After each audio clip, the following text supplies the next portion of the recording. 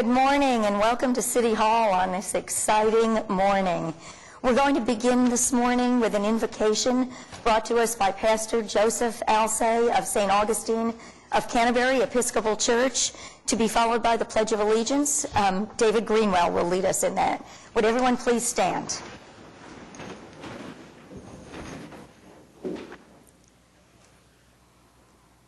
Let us pray. Blessed are you, O Lord, our God. Yours, O God, is the greatness, the power, and the glory, and the majesty, and the splendor. For everything in heaven and earth is yours. Yours, O Lord, is the kingdom, and you are exalted as head over all. Today, we are especially grateful for this inauguration, marking a new beginning in our journey as a people and a city.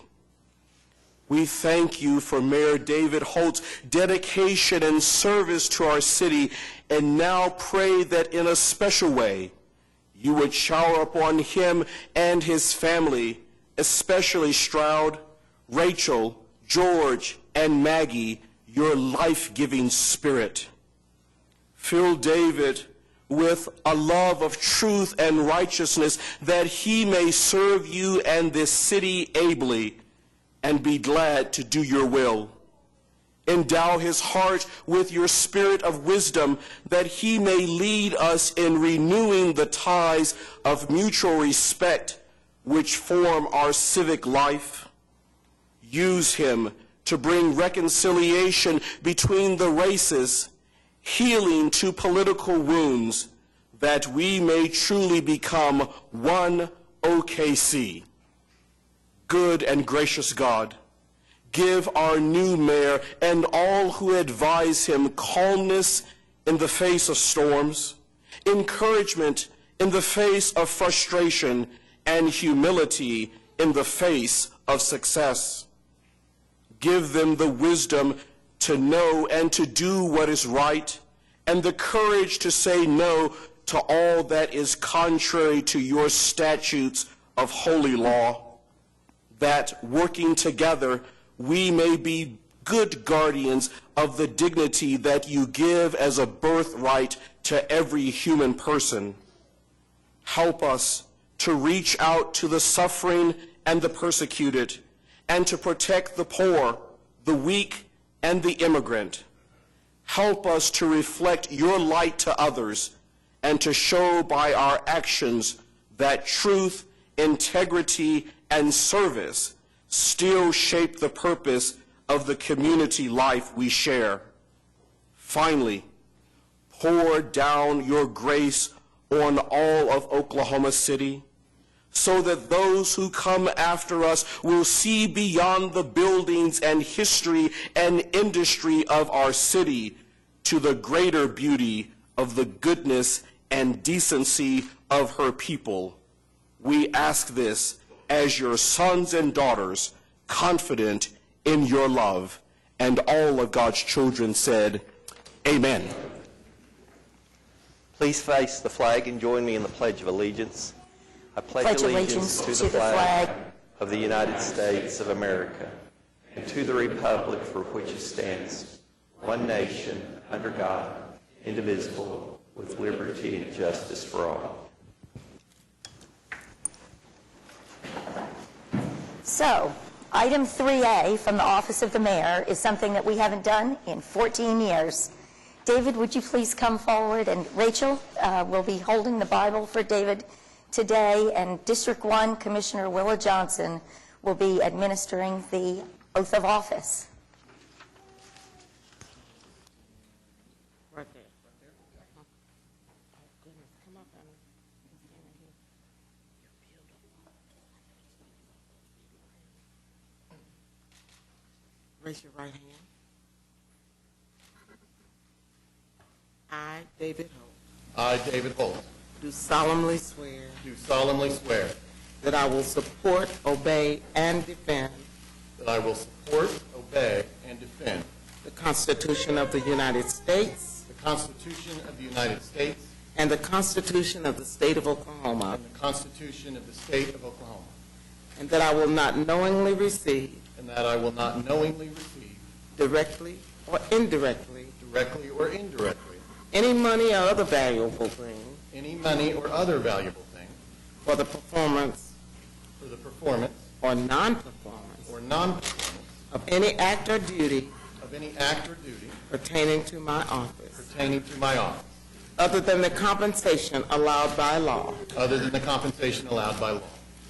I further swear I further swear that I will faithfully discharge my duties that I will faithfully discharge my duties as mayor of the city of Oklahoma City as mayor of the city of Oklahoma City and as trustee of the Oklahoma City Airport Trust, and as trustee of the Oklahoma City Airport Trust, the Oklahoma City Environmental Assistance Trust, the Oklahoma City Environmental Assistance Trust, the Oklahoma City Municipal Facilities Authority, the Oklahoma City Municipal Facilities Authority, the Oklahoma City Public Property Authority, the Oklahoma City Public Property Authority, the Oklahoma Riverfront Redevelopment Authority, Oklahoma Riverfront Redevelopment Authority, the Oklahoma City Water Utilities Trust, the Oklahoma City Water Utilities Trust, the Oklahoma City Zoological Trust, the Oklahoma City Zoological Trust, the Central Oklahoma Transportation and Parking Authority, the Central Oklahoma Transportation and Parking Authority, the Emergency Medical Services Authority, the Emergency Medical Services Authority, the Lake Atoka Reservation Association, the Lake Atoka Reservation Association, and the McGee Creek Authority and the McGee Creek Authority, to the best of my ability. to the best of my ability. Congratulations. So help me God.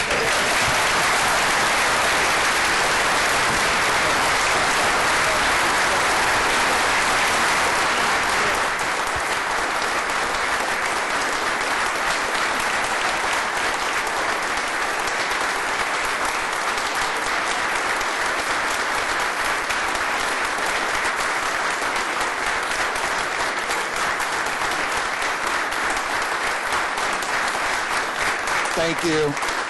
Thank you. Thank you. I'll just say a few words. I feel as if I've given so many speeches along the way here, many of which you may have heard already, so I won't belabor the point. But of course, I want to thank you so much for being here.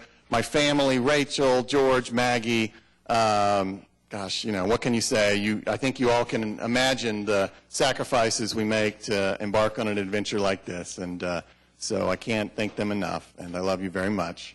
I want to thank Commissioner Willa Johnson, who once sat here at 7th Heaven, Ward 7, and it was a great honor to have you administer the oath. I want to thank Father Alsay.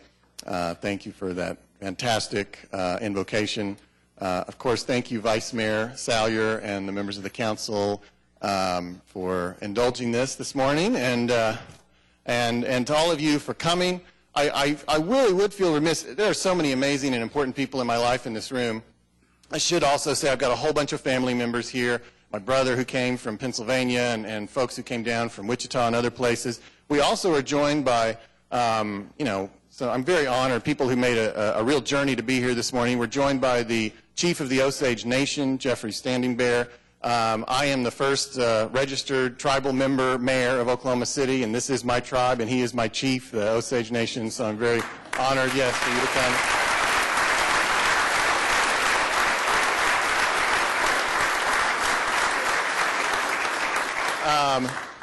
And we are also joined by, next to him is Ed Summers, who came all the way from Washington, D.C., from the U.S. Conference of Mayors. We're very grateful for you making that journey, and I'm anxious to work with you and all the other mayors of America to make sure that our cities are well represented. And we're also joined by my friend and my new partner, the mayor of Tulsa, G.T. Bynum, who is here as well.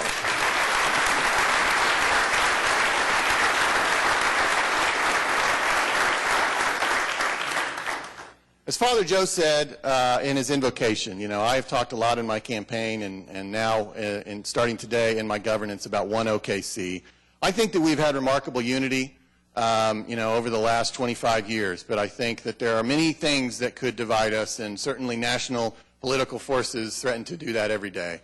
And I wanted to double down on unity. I wanted to double down on the idea that we could set aside our differences and find a common purpose. And so that will be my theme moving forward every day of the next 4 years, that we can move together as one OKC, and that our brightest days still lie ahead if we do so. And we will continue to build a future for people like George and Maggie. You know, there's not a lot of kids here today, although they could have been. They're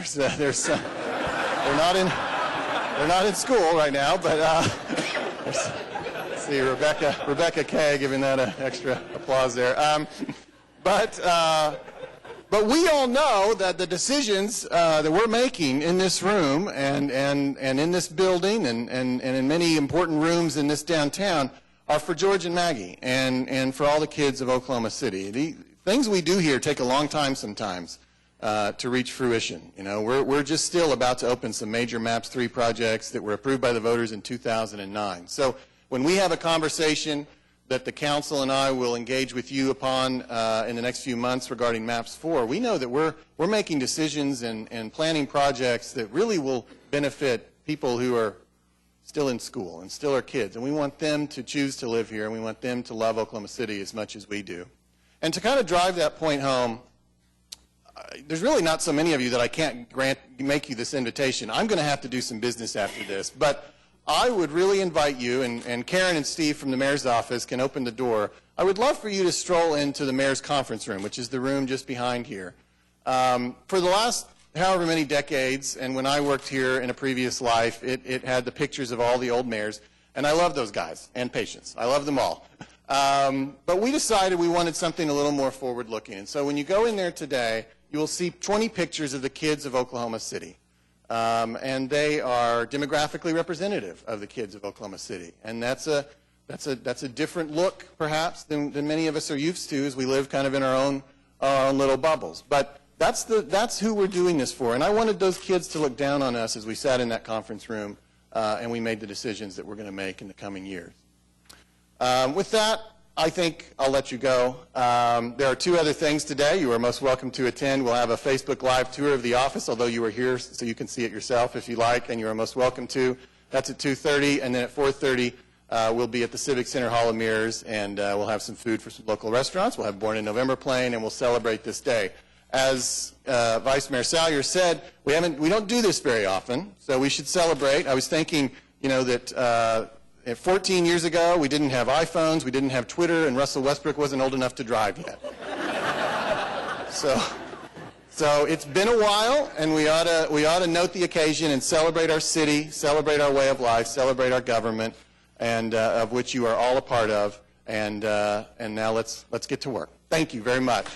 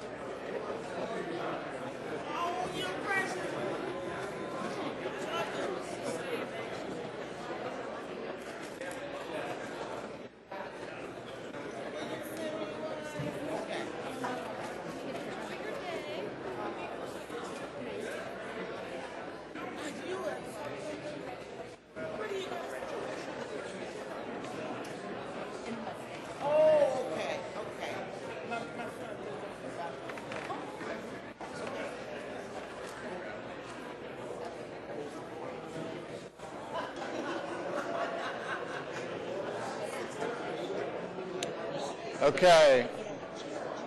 Am I on?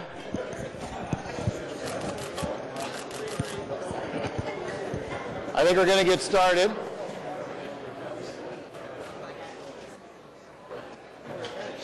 I think we're going to begin. I didn't even have to tell everybody. It was going to get a lot more boring. They knew to leave. We might want to shut that door when... Okay.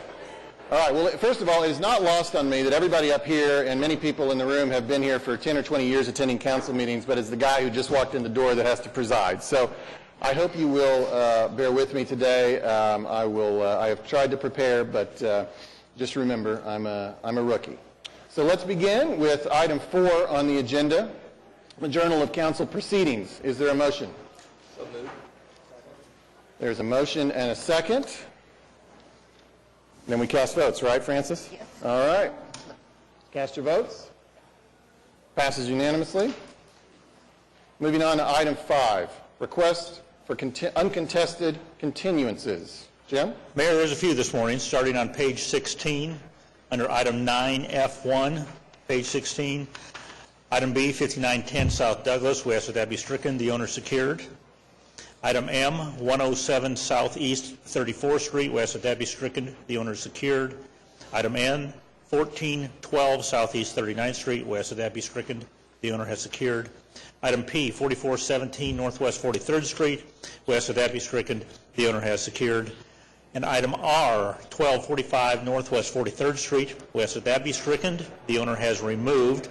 Moving to item 9G1B, 5910 South Douglas, we ask that that be stricken, the owner has secured. Item M, 107 Southeast 34th Street, we ask that that be stricken, the owner has secured. Item N, 1412 Southeast 39th Street, we ask that that be stricken, the owner has secured.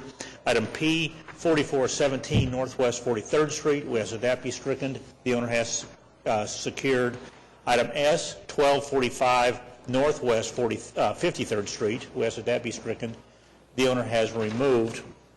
And then if we go to items, claims for denial, item 9L1E on page 19, claims for denial, 9L1E, we ask that that be stricken. We're doing some further research on that claim. Okay.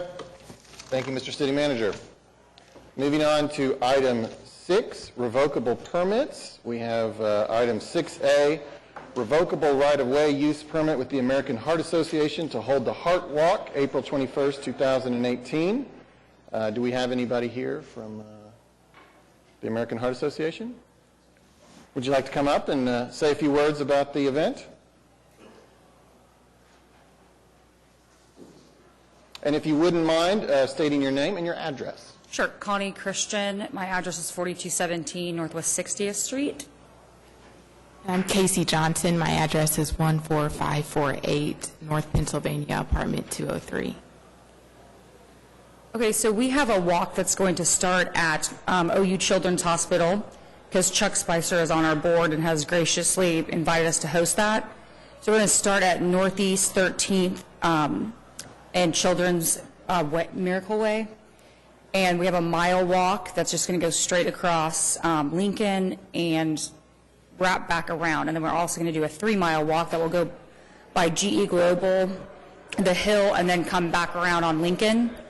So, and this is April 21st. Okay. Is that okay? That sounds great. Yes, of course. Anything else you want to say about the event? Okay. Okay. This is my first time too, so there you go. Well, All right, we're going to hold each other's hands here. yeah, there you Thank go. Like, All right, we have a motion and a second. We want to cast our votes on this, on item 6A. Passes unanimously. Congrats. Thanks for awesome. coming down. Thank you. Okay, we have item 6B, revocable right-of-way use permit with Leslie's Supper Club, LLC, to hold 4200 Northwestern Block Party on April 22nd of this year. Do we have anyone from Leslie's Supper Club?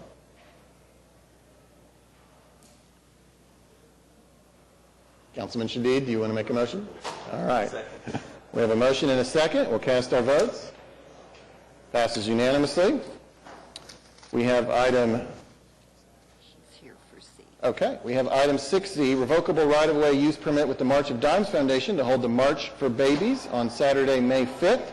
And we do have Tim Miller here to speak. Oh, Yes, you're good very morning. efficient. Congratulations, Mr. Mayor. Thank you. It's always a pleasure to stand before the City Council once a year to talk about our great event, the March of Dimes March for Babies.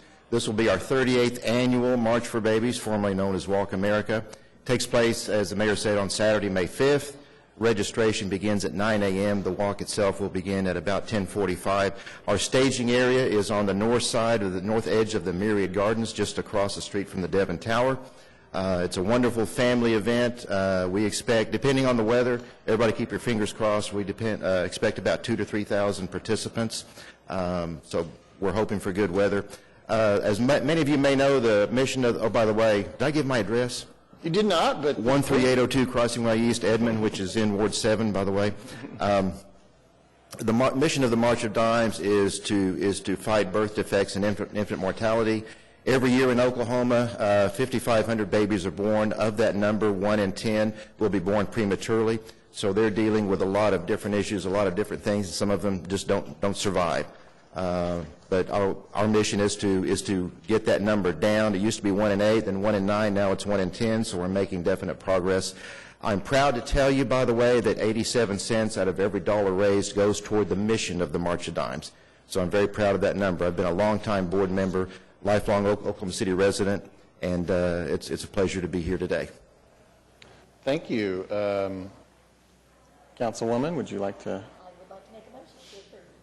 I would add that anyone who wants to participate in this event, you can do the day of the event. Like I said, registration is at 9 a.m., or you can go to marchofbabies.org and register online. Thank you. All right, we have a motion and a second. Cast your votes. Passes unanimously. Thank you, Mr. Miller. Thank you very much. All right, next up is item 6D, revocable right-of-way use permit with the National Multiple Sclerosis Society to hold Walk MS of Central Oklahoma on April 14th. Do we have anybody here from the MS Society? Make a motion to approve. All right, motion and a second. Cast your votes. Passes unanimously. Now we have item 6E, our last under item 6, revocable right-of-way use permit with the Southwest 29th Business Improvement District Association to hold Southwest 29th Street Children's Day Festival, Dia de los Niños, on April 22nd. Emma, if you wouldn't mind saying your name and address. My name's Emma Cradwell. I'm the director for the Southwest 29th District, known as La 29, on the south side of our beautiful river. In Oklahoma City, we are the commercial district on Southwest 29th Street between May and Shields. We are over 3 miles long, as you know. First of all, I'd like to welcome our new mayor, David Holt, and appreciate publicly his support even before he became mayor. He's been attending our meetings and our events in our very much unwalkable streets, regardless of the weather and things that are going on in our politics. He's been there from the beginning, and we look forward to a lot more support from you. And thank you, City Council, and all of the members for your support as well.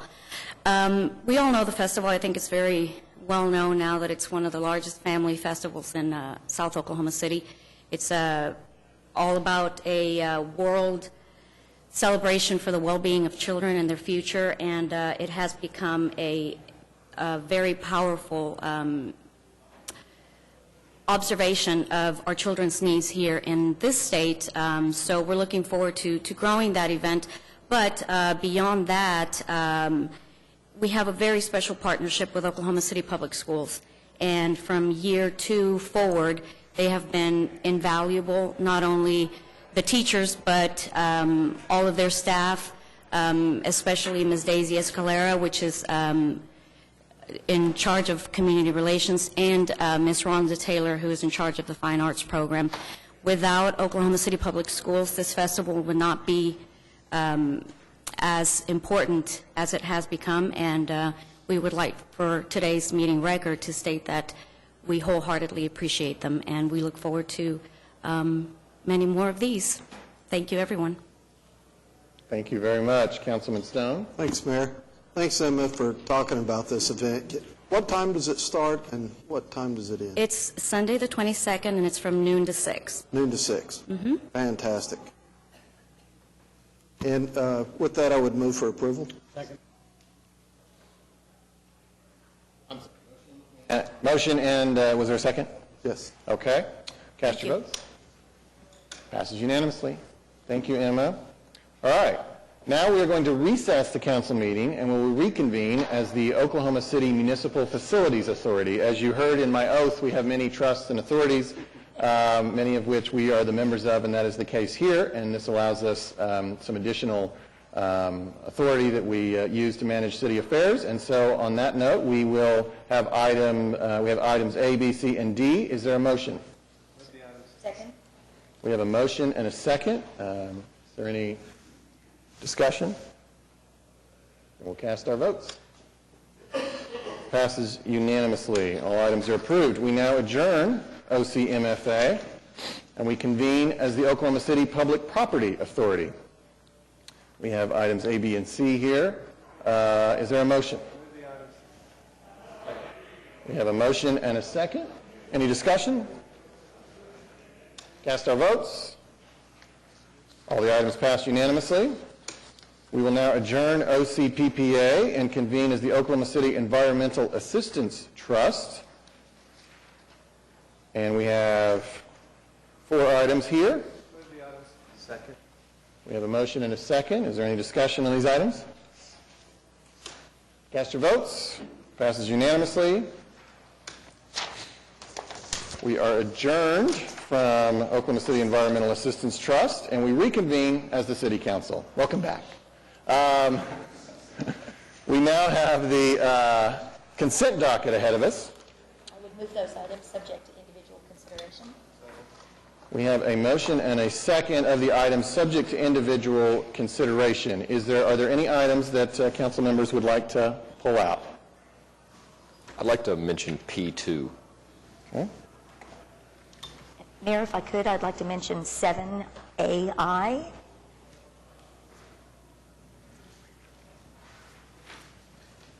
And then we also have a couple of presentations. We do have 2 presentations this morning, sir. Okay. You want to just go in order? Would that be good? We can. Okay. You want to start with the presentations? We can do that. The first presentation is on the Softball Hall of Fame complex. You know, one of the reasons we passed the bonds when we did last year was to accommodate this in our obligation to the NCAA, and Eric Winger is here this morning to go over the improvements for that project. Thank you, City Manager. Thank you, Mayor and Council. I'm pleased to present this morning as we work towards additional improvements at the Softball Hall of Fame. This is going to be item 7P1 in your agenda. We've included a brief background in that memo, but as we move forward, one of the things that Council recently did was authorized additional bond sales in 2017, and I think the first thing that I'll mention is the work that's going to be included in the presentation today is a part of that 2017 bond program. One of our larger projects, the estimated construction cost of the improvements is $20.3 million. Our architect was Triad Design. They have done a lot of previous work at the ASA Hall of Fame. The principal is Don Douglas. Then we also had Walt Joyce, who is the on-staff architect that has prepared all the drawings that are ready for us to advertise for bids. So as we look at the additional background and some of the things that are happening, for those that weren't aware, this facility actually opened in 1987. Kind of get your bearings, we've got Northeast 50th Street at the bottom. The site itself is identified with a yellow box. On this, you'll also recognize Remington Park. To the south, of course, is the Oklahoma City Zoo and the Science Museum. I-35 is on the east and Martin Luther King on the west. So just to try to get bearings, it's a large facility. It's not very easily seen from the roadway, so unless you've attended an event, it's got quite a large campus. It hosts the Big 12 Conference, the College World Series, and then also the World Cup of Softball has also been held at this facility. When we look at the project history, there's been a number of improvements since 1987, and some of those have occurred just in recent, the past 7 or 8 years. And so I've outlined the different phases that were done, different portions of this for different reasons. So this first phase 1, J.L. Walker Construction, back in 2010, finished up about $1.5 million of improvements. This provided some new locker room, public restrooms, and some new parking for the ESPN trucks that host the facility. We had two Phase 2s. The first Phase 2A was completed in 2015 from Flintco Construction, about $8 million, and this was extension of dugouts, elevators to the dugout level, new concessions, a sales plaza, and then there was some additional media center and media capabilities that were added. 2B, which was the most recently completed work in 2016, was Cooley Construction for $1.3 million. This was for the hospitality area. And what we're going to talk about today is Phases 3 and 4. So again, the site plan, and this is that yellow box. I'm going to zoom in now, and Northeast 50th is at the bottom. But obviously the main entry is off of Northeast 50th Street. You'll see the expansive parking area. The main stadium is the one where you actually see the green dot, and it says USA Softball Hall of Fame Stadium. There are 3 ancillary fields that are there. This provides for tournament play. But you'll see that a lot of the building structures right around home plate, this photo was actually taken when there was some other construction in the area as well. The hospitality, if you were to go down the first base line to the end, is the white roofed building that's farthest right on the site. The ESPN parking lot is actually the area that's shown, that is being highlighted right now on the right side of the drawing. So as we moved into Phases 3 and 4, these phases were combined, and it was found that we'd be most expeditious in having them done as a single bid. Now the construction is going to be proposed over 2 seasons, so the Phase 3 work generally would occur this year, the Phase 4 work would complete next year, and then we would make the council's commitment by 2020 to have all the improvements in place, which is what's securing the College World Series through 2035 as a part of that agreement. And so, as I remind you, the funding is coming from the 2017 bond program, and those funds come available May of this year. When we look at the scope, we're actually doing some of the largest improvements of all the phases, and so they're going to be done on 3 levels. We've got the lower level, which is team areas, restrooms, and a press interview space. On the concourse level, concessions, service areas, ticketing, and suites. And on the upper concourse, we have press, and then this is the area that we're actually doing the large seating expansion. It's going to add about 4,000 new seats to the stadium. So I'm going to go level by level very quickly just to kind of highlight some of those areas. These come out of the plans, and I've highlighted. I know it's very difficult to see some of these, so we'll just circle some of the primary areas. But this is the lowest of levels. This is the lower level or the field level. Everything that you see is behind home plate. Everything that you see on this drawing is a complete new construction. So this is excavation that's going to occur, digging down underneath and actually putting in all these new facilities, including the media hospitality work areas, the press interview, restrooms, and the elevators. If you look to the outsides, you're going to see 2 small, thin, blue rectangles. These are actually connecting spaces. In previous phases, the dugouts were constructed with the dugout access. This is actually going to connect those dugout areas with these new hallways constructed below grade into the main area. The largest of the boxes is this media workspace, and that's the largest that you see on the drawing itself. It also includes a media hospitality and some press interview spaces.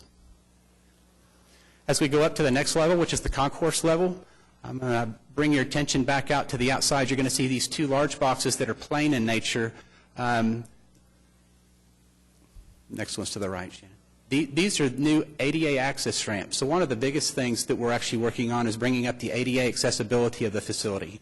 Obviously being built several years ago, continue to add elevator facilities, ramping structures. These are those new ramps from the main entry to get to the multiple levels.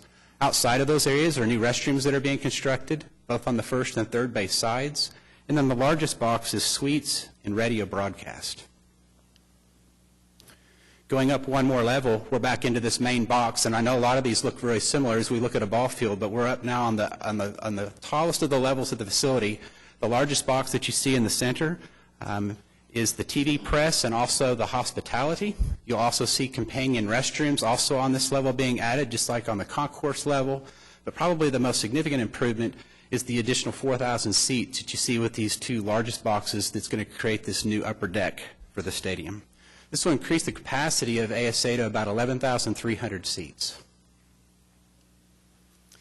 If we were to take a slice through the building, this is what that new cross-section would look like. Obviously, the field is to the left, and you can see the existing lower seating that's being highlighted now.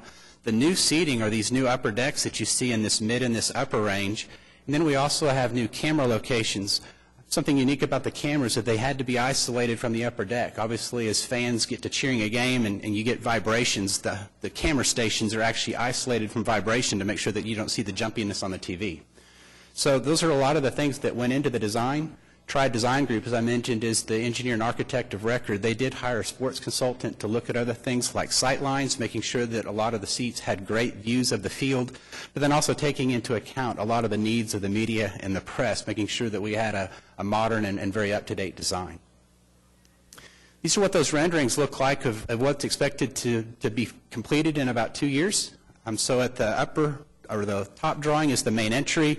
This would include that new ADA accessible entry points. This would also include the new ticketing. You can see the new ticket windows that are here that are shown. These are behind those restrooms that I noted on that main concourse. And then this is also a view on the bottom from the outfield looking back in. You can see those newly, what will be completed seating decks. And then you'll also see behind the home plate area, this is where the new suites and some of the media locations will be located as well. So overall, this is what that schedule looks like. And what's a challenge, and the reason that the project's being bid as one bid, is to have a contractor coordinate, obviously, with the World Series itself. And so as soon as the World Series ends this May and in the June timeframe, construction would start immediately. So we're actually bidding this project with your approval today to have bids received in May so that construction can be in effect while we're on the off-season. As we get ready to open next year, we'll actually shut the facility back down for construction. Now, there's going to be some temporary controls. Not everything will be complete. The upper seating won't be complete. We will have elevators. We'll have some versions of restrooms, but not all the restrooms will be complete. So it's going to be a temporary but also a very usable condition next year, so that the second phase, or the phase 4, will be completed for us to be open May of 2020. So that really gives you just a real quick overview of what these plans look like. This is a project that obviously has taken a lot of coordination. Staff's available to answer any additional questions that you might have, and we're ready to proceed upon your approval. Thank you. Are there any questions for Eric? What do we think the economic impact is of having the World Series here? An estimate of that? That's probably not a question for Eric. I know it's not. It's a good question. It is. I think the Chamber has run some numbers on that, or the CVB has. Let us get back to you on that, because it's fairly significant, but that's a great question. Any other questions for Eric or people who aren't in the room? All right. Thank you, Eric. Thank you. And the next item we have a presentation on is item AI, and we have Marva Ellard here this morning and Catherine Montgomery to talk to us about the old jail. You are not Marva Ellard. I'm not Marva Ellard.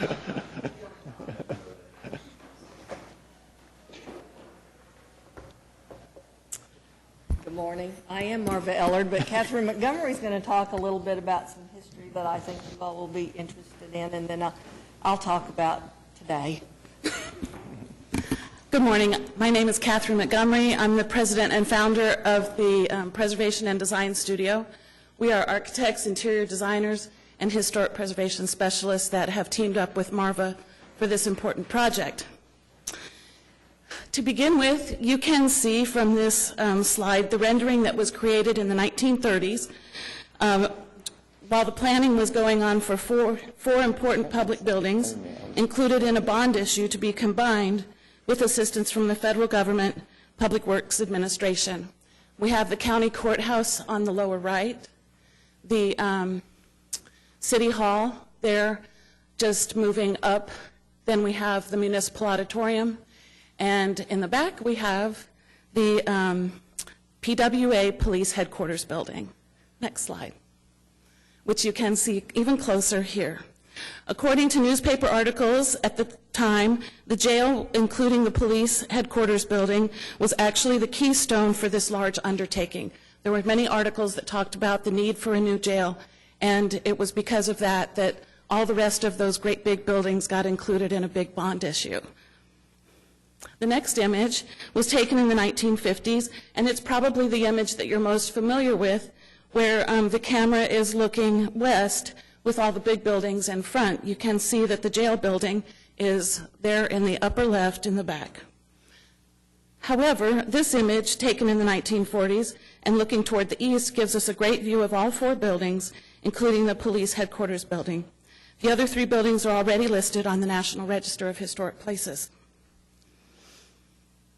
Here we have some historic maps. On the left, a map of Oklahoma City in 1894. And even then, from nearly the beginning of the town, there was a north-south railroad, the Atchison, Topeka, and Santa Fe, and another east-west railroad, the Choctaw, Coal, and Gold. On the right, Oklahoma City, about half of it anyway, in 1922, having grown greatly and being busier, with the same north-south and east-west rail lines. It was the east-west Choctaw line that would be removed from the center of downtown Oklahoma City and make those important civic projects possible. Zooming in on those maps, to the left we have the jail as it was completed around 1949. It was completed in 1936-37, and you can see it standing alone there in 1949. Then within a few short years, illustrated on the right, the 1952 Municipal Courts building joined it, but it is separated from it and doesn't actually touch, well, it touches a little bit, the building, but it doesn't really destroy the integrity of the jail building. Next, we have the completed building in 1936 and 37. This image records that completion with the radio patrol. And next, from another point of view, we have these images, which are courtesy of the Oklahoma Historical Society Research Center, more of the department's personnel and the motorcycles. So we think that this building just has a great heritage that we don't want to lose. It's important to recognize the important history that the building has. And with that, I will turn it over to Marva.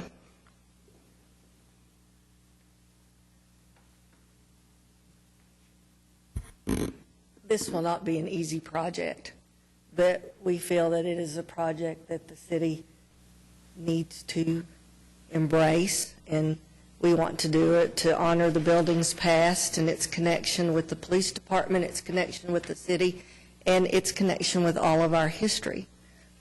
As you all know, I'm not telling you anything you don't know, this part of town has changed drastically just in the last 5 years. If I've been standing here 5 years ago, I don't even know if we would have known that 21C was coming. We certainly wouldn't have known Jones Assembly or West Village or First National Arcade or the little movie theater that was announced last week 2 blocks away would be coming. So the character of this neighborhood or the character of this side of downtown is changing weekly.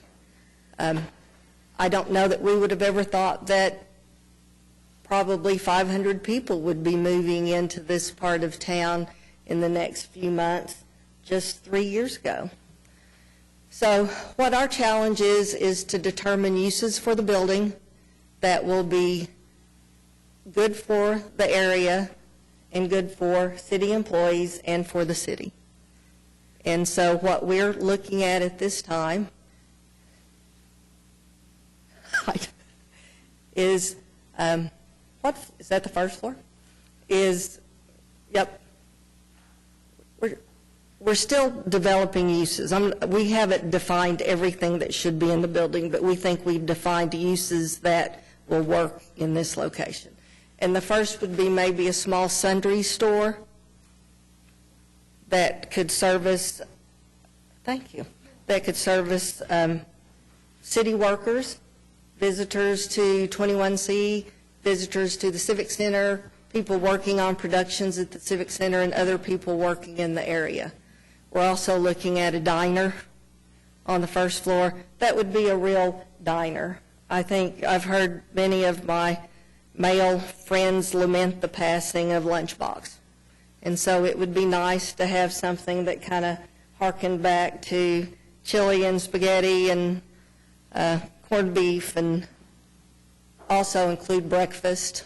We think that some of the workers at the Civic Center on productions would appreciate a place to go. Workers in the courts building, the police department.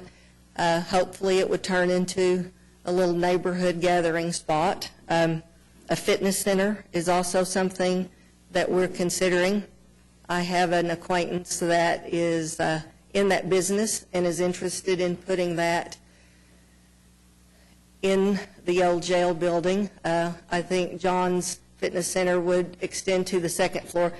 But I did have one of those shower thoughts. I'm sure all of you have shower thoughts too. So I decided that boxes don't care what they look at out the window, so maybe we should move John's business higher up in the building. You know, the roof of the jail at one time was an exercise yard for policemen, so it might be kind of neat to tie that in and move that farther up. And I was listening to Steve Lightmeyer's chat on Friday with Roy Williams, and they were talking about incubator businesses. We've talked about office space in this building. Maybe this might be a place where we should try some incubator space. And then we were talking about record storage in the building. That's been quite an education to me to get up to speed on record storage, but it seems to be a relatively profitable business. And we have very secure space for record storage. So those are some of the uses that we're thinking about.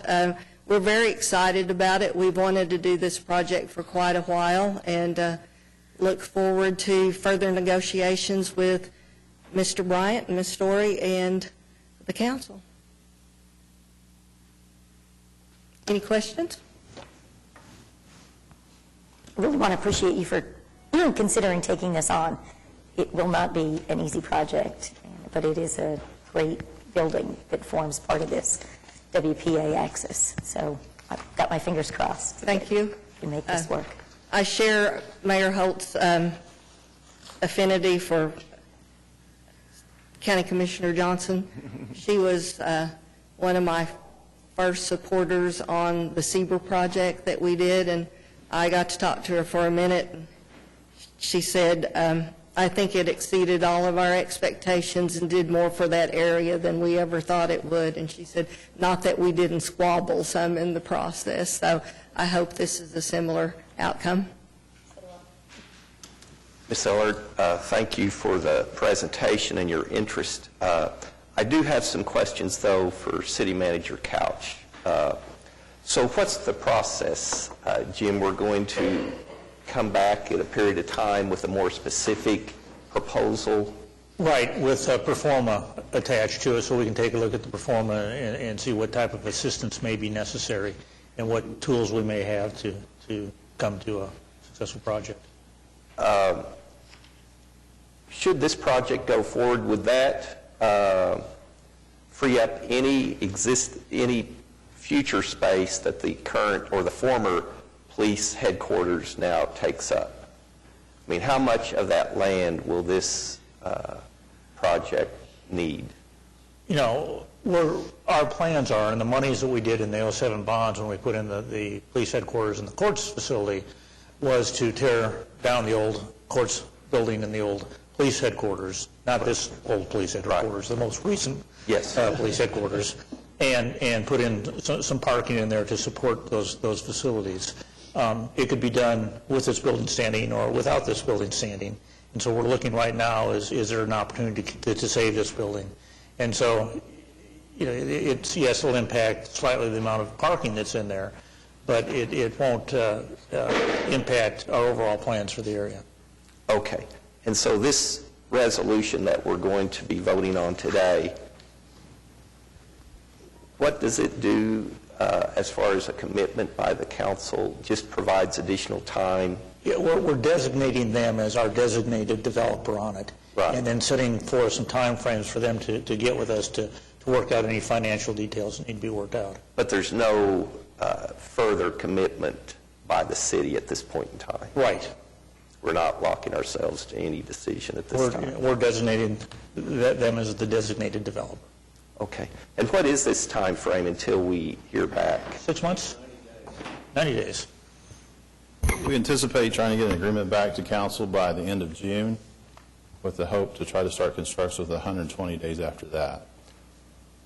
If approved? If approved.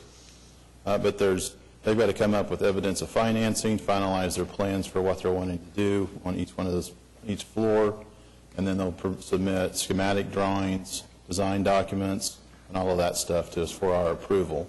And then, as things progress, potential could be to begin construction fourth quarter of 2018. Okay. Ms. Ellard, I do have a question for you. I'm sure all of this effort and activity will require some expenditures of funds. Are you prepared to go forward with this, knowing that it may not be accepted by the city? Councilman Greenwell, most of the projects we do fall into that category. We have to spend money to figure out if it's feasible for us as well as for you all, and we're prepared to do that. Okay, thank you. And again, thank you for your interest in this. I appreciate it very much. Thank you. Thank you. Any more questions on that item?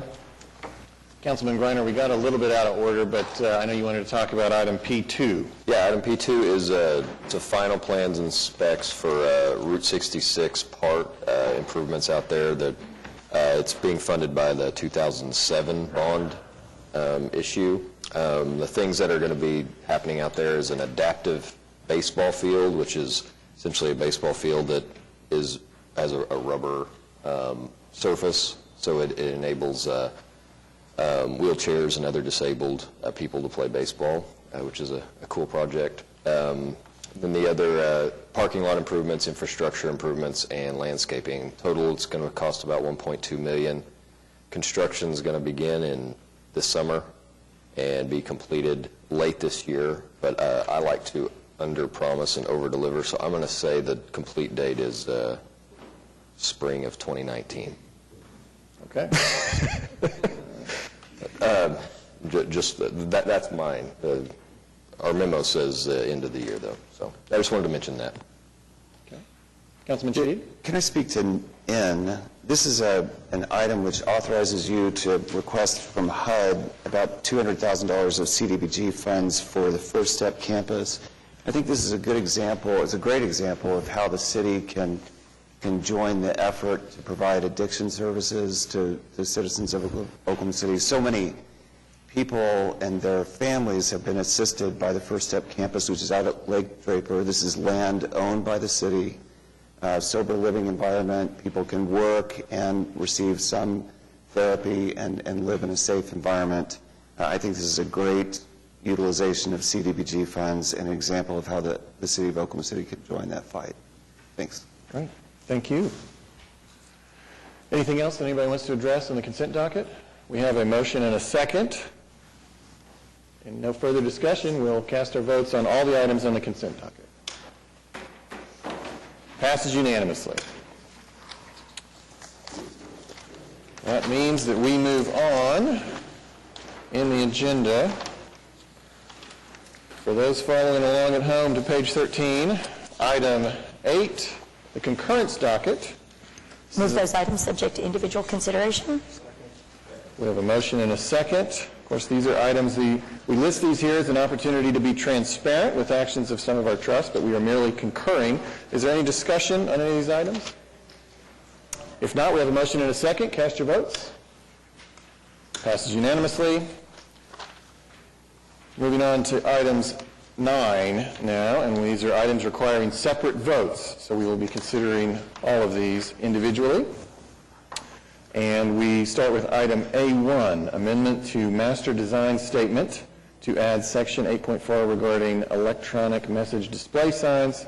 There's also an item A2, but these will need to be separate votes. Hey. Hi. Please, you're obviously here to address item A. Please state your name and address for the record.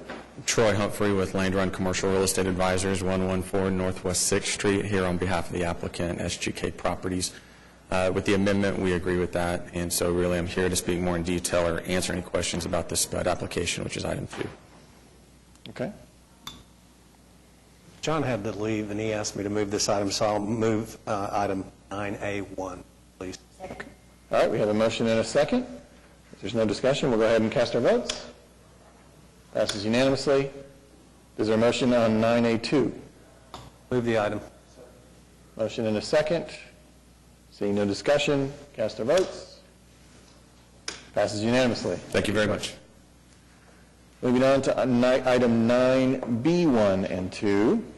9B1, amendment to master design statement, section I-9 and I-10 regarding access and sidewalks. And then item B2, ordinance on final hearing, recommended for approval of SPUD 1043 at 901 North Villa Avenue. Is there anyone here to speak on this? Well, Mayor, I see that the applicant is here. Okay. This is an amazing project. This is to build a formal home for Positive Tomorrows, which is the school providing educational opportunities for the too many homeless children that are in our public school system. This property is on the campus of North Care, and I see that Randy Tate is here, and Susan Ogle, who's the director of the school, is here as well. This is something that has been a wish for many, many years.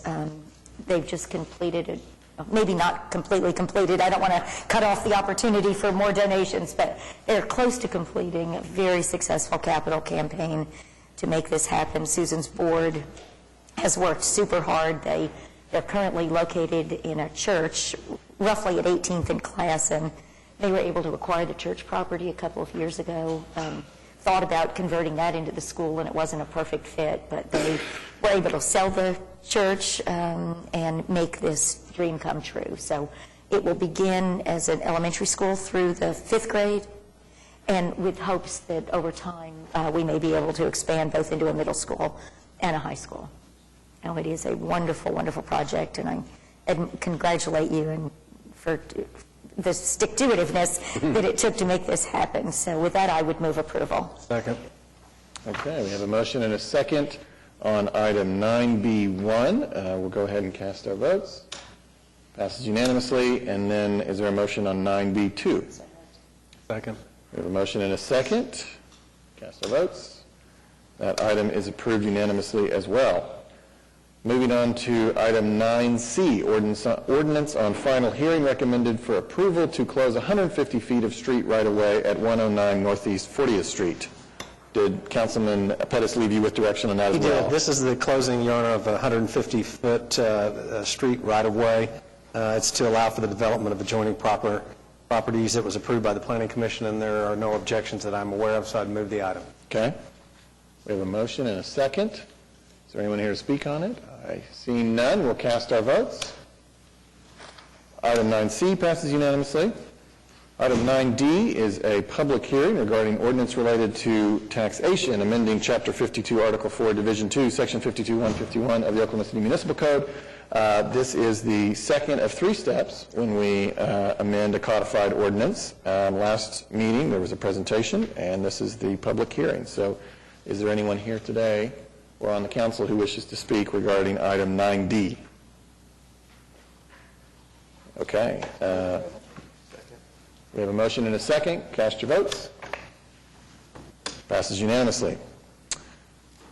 9E, public hearing regarding dilapidated structures.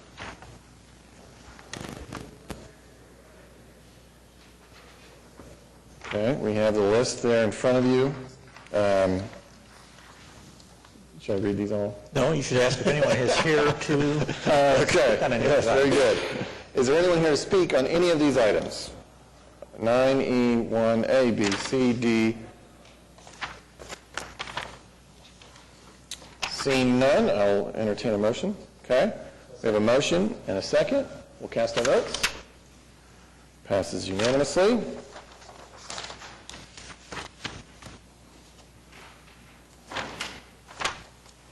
Do we have to do 2 as well? Sit down. Move on. Okay. Moving on to F1, public hearing regarding unsecured structures. There are quite a few items, some of which were continued in earlier comments. Are there any citizens here who would like to speak on any of these items? Second. We have a motion and a second to approve. Cast your votes. Passes unanimously. 9G1, public hearing regarding abandoned buildings. We have items A through T. A few of the items were continued earlier. Is there any citizen here who would like to speak on anything on 9G1? Second. We have a motion and a second. Cast your votes. Passes unanimously. Now we are on item 9H1, resolution approving the request for salary continuation for Corporal Jeremy Ferris. Do we need executive session for this? We do not. Okay. Second. We have a motion and a second. During discussion, seeing none, cast your votes. Passes unanimously. We are now on item 9I1, resolution authorizing Richard Smith and Sherry Katz, Assistant Municipal Councilors, to represent and defend former city employee Ken McDonald and city employee William City in the case of Olivia Lena Daniels versus the City of Oklahoma City. Do we need executive session on this? We do not. Move the item. Second. Hearing a motion and a second, we will cast our votes. Passes unanimously. Moving on to item 9J1, resolution authorizing the Municipal Councilor's Office to settle the case of Shannon McCarty versus the City of Oklahoma City. Do we need executive session for this? We do not. Move the resolution. Second. We have a motion and a second. Seeing no discussion, cast your votes. Passes unanimously. Moving on to 9K. I believe we do need executive session. And this is to receive confidential communications to discuss the case of Charlottesetta Red versus the City of Oklahoma City. And I would like a motion to go into executive session. Move the item into executive session. Second. We have a motion and a second. And cast your votes. Passes unanimously. We will go into executive session following the other items on our agenda. We will now return to 9L1, claims recommended for denial. Is there anyone here to speak on any of these items under 9L1? Second. Seeing none, we will we have a motion and a second, so we will cast our votes. Passes unanimously. I didn't ask. We didn't need executive session, obviously, on that. Item 10A1, claim recommended for approval. Do we need executive session here? We do not. Okay. Is there anyone here to speak on this item? Seeing none, I'll entertain a motion. Second. We have a motion and a second. Please cast your votes. Passes unanimously. Okay. We are now through with items requiring individual consideration, and we are on 11 and items from council. We'll start with the resolution. This is for travel and reimbursement for Councilman Stonecipher to attend the Greater Oklahoma City Chamber 2018 D.C. visit and represent our city to our federal officials. Second. There is a motion and a second. This requires 6 votes. Is there any discussion? If seeing none, we'll cast our votes. Passes unanimously. And now, I believe it is the custom to go around the horseshoe. I'm told that my predecessor would surprise you with which direction he began. I may try to be more predictable than that. I'm looking at you, though, Councilman Greiner, so let's begin there today. Just welcome. It's been good having you as my senator for 8 years, and I'm looking forward to you as our mayor. They're going to miss your voice of reason at the Capitol, but I'm glad you're here. Not bad, 9:30.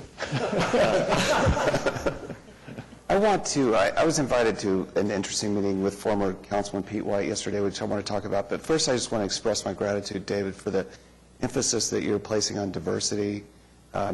It warms my heart. It's so important. I think that things like changing the pictures in the mayor's conference room or being photographed with different religious leaders, including a Muslim cleric. I mean, they might seem like small things to some people, but they're very, very big things, and they change things. And you're providing that leadership, and I'm very grateful. You know, there's like I like to talk about, there's like 100 trillion bacteria in our gut. And as we get older, we lose diversity. And that loss of diversity actually makes us weaker, predisposes us to illness and mental health. Diversity keeps us strong. And I think the same thing applies here. Having diversity on the horseshoe, on the boards and commissions, makes us stronger as a city. And I'm very excited about what you've been saying and doing. So along those lines, there's a group that I think is planning on coming here in 2 weeks to speak under items from council. They want to meet with the mayor and council and just start a dialogue.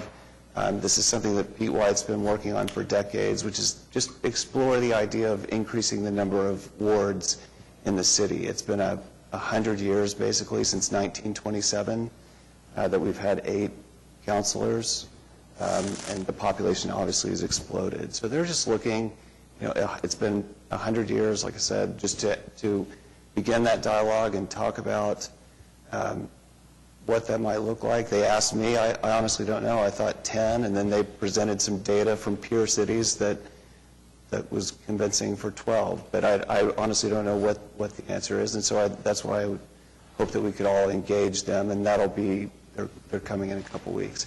They also mentioned, and I've read this on other social media, that of the 10 largest cities in Oklahoma with the largest population, and I just don't know about the next 10, but of the 10 largest Oklahoma cities, the only city council that meets during the day, Tulsa, Enid, Shawnee, Lawton, Norman, Edmond, they all meet at night. And I know we tried that. Mark Schwartz brought this, and I think we tried it in the past, but it's something else that we might just consider or enter into that same dialogue. But again, David, thanks for your leadership on that, on the diversity. Thank you, Council. Thanks.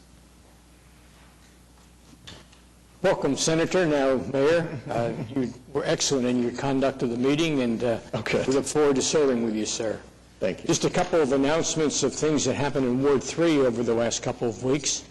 The Musgrave Pennington Neighborhood Association had Neighborhood Alliance come out and put on an excellent program, very well received by the neighbors, about the quality of the neighborhood and how to improve it. And then the Windsor Area Business Group sponsored a Easter festival that was very well attended by the neighbors around 23rd and Meridian. And then finally, West 10, even though they had significant bad weather this past Saturday, sponsored a very nice operation out at the Lions Club on Northwest 10th Street for the neighbors out there. So it's good to see these people getting involved with the neighborhood and looking at the quality of life for all our citizens. Thank you, Your Honor.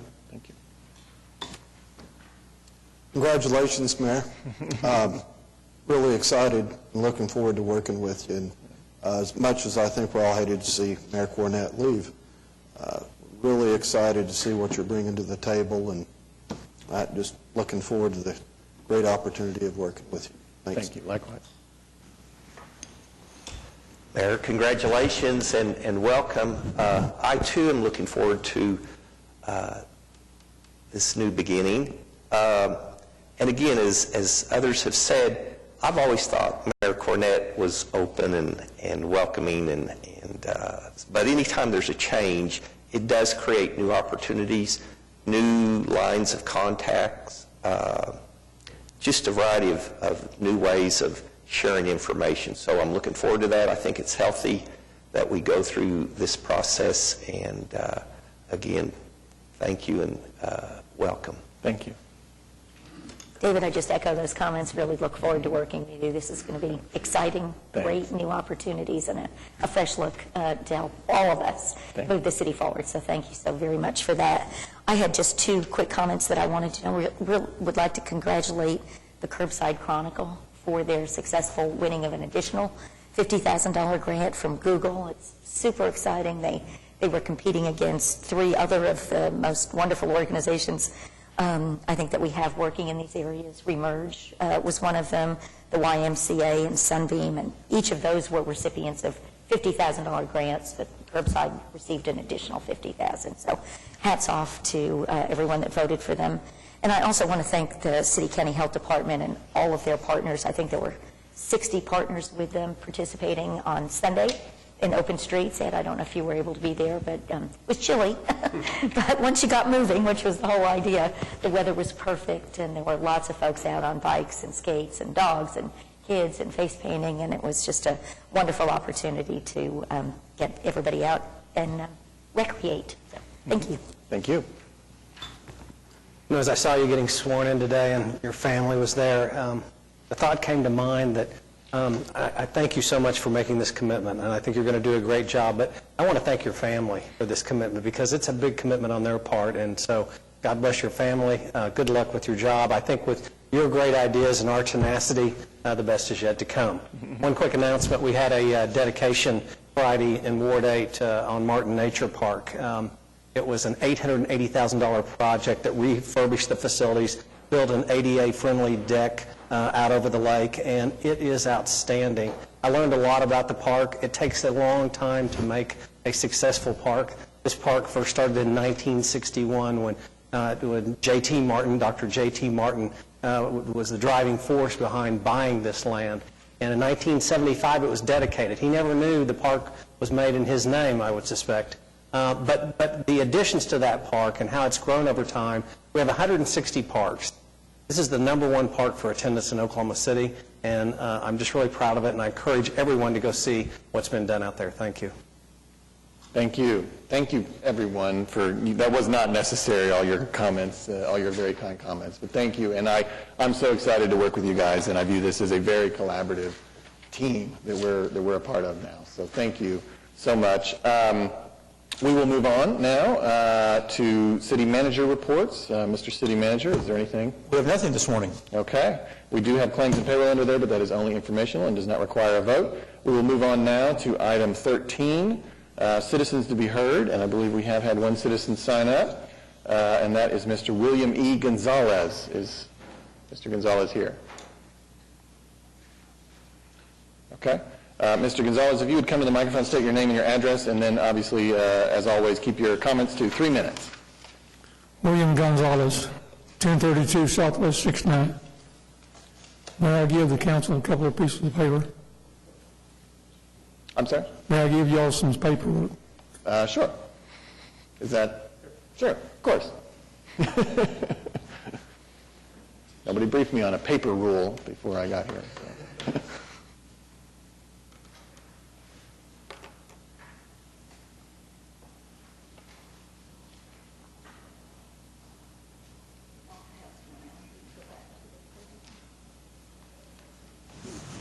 Thank you.